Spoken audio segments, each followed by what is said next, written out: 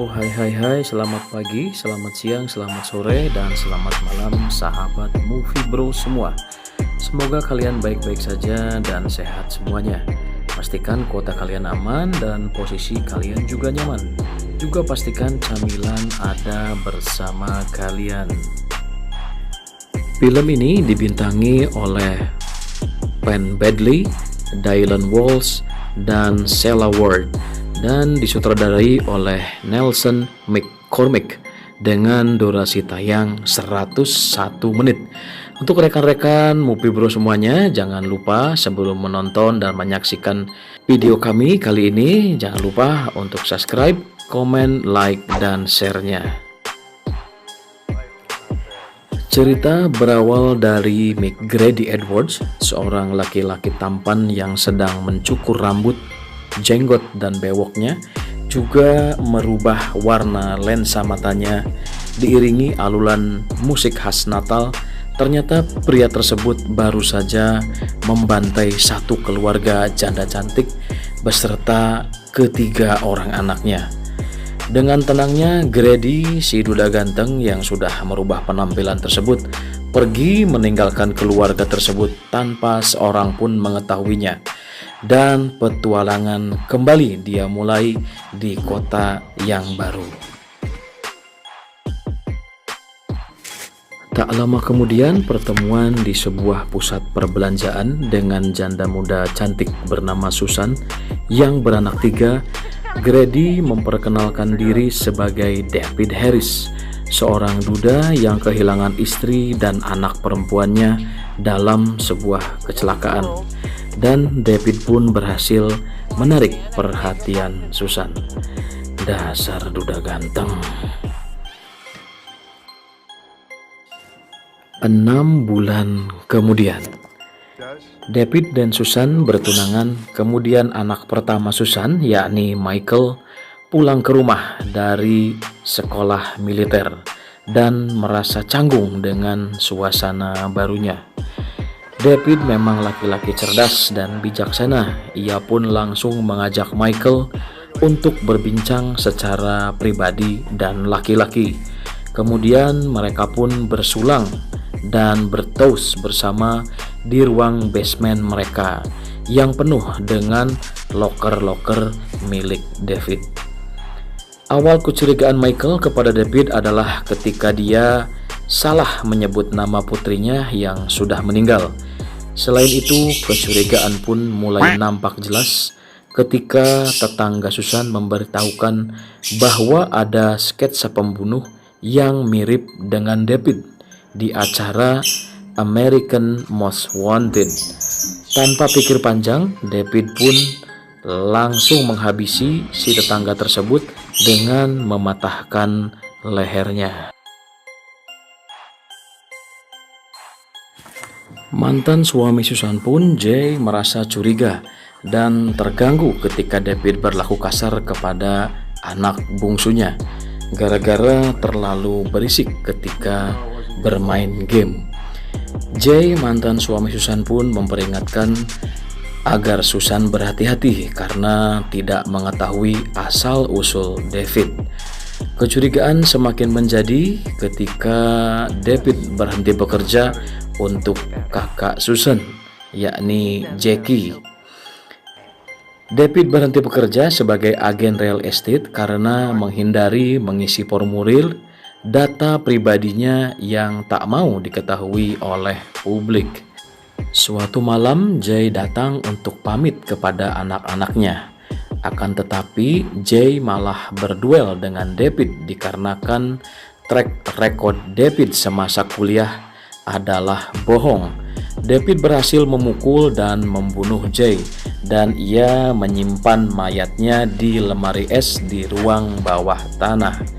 Kemudian David menggunakan HP Jay untuk mengirim pesan kepada Michael kalau David adalah orang yang baik. Ketika mayat tetangga ditemukan 2 minggu kemudian, David menceritakan kepada keluarganya. Michael menemukan hal yang aneh karena David bisa lebih detail menceritakan kejadian tersebut daripada tukang pos yang ia tanyai. Michael semakin tertarik untuk mengetahui siapa sebenarnya David. Sementara kekasih Michael, Kelly, terus mencoba membuat Michael untuk belajar dan fokus dalam masuk perguruan tinggi. David tidak peduli pada Kelly dan akhirnya putus. Situasi semakin mencurigakan setelah Michael mengetahui adanya kabin terkunci di ruang bawah tanah. Selain itu, David juga semakin marah ketika kakak Susan selalu menanyakan soal identitas dirinya, dan akhirnya Jackie pun dibunuh oleh David dengan cara ditenggelamkan di kolam renang. Sampai akhirnya Michael bersama kekasihnya berhasil mencari tahu ada apa sebenarnya di dalam basement tersebut. Ternyata mayat Jay, ayah Michael, tersimpan di sebuah freezer di ruang bawah tanah. Susan akhirnya mengetahui semuanya. Susan coba mengunci diri di kamar mandi, tetapi David terus mengejarnya. David berhasil merusak pintu, tetapi Susan berhasil selamat dan dia bisa menusukkan kaca di leher David. David terus mengejar Susan dan Michael akhirnya juga terlibat berduel dengan David.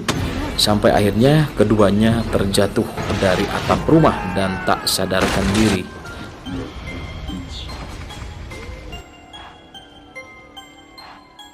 Di akhir film Stepfather, Michael terbangun di rumah sakit setelah mengalami koma selama 1 bulan lebih. Sedangkan David berhasil selamat dan melarikan diri setelah terjatuh dari atap rumah. Pada akhir cerita, diketahui David masih hidup dan merubah namanya menjadi Chris Ames, tentunya dengan penampilan terbarunya. Ia bekerja di toko perabotan dan bertemu kembali dengan seorang janda cantik muda yang beranak 2 dan mengaku duda yang ditinggalkan istri dan anak putrinya karena kecelakaan.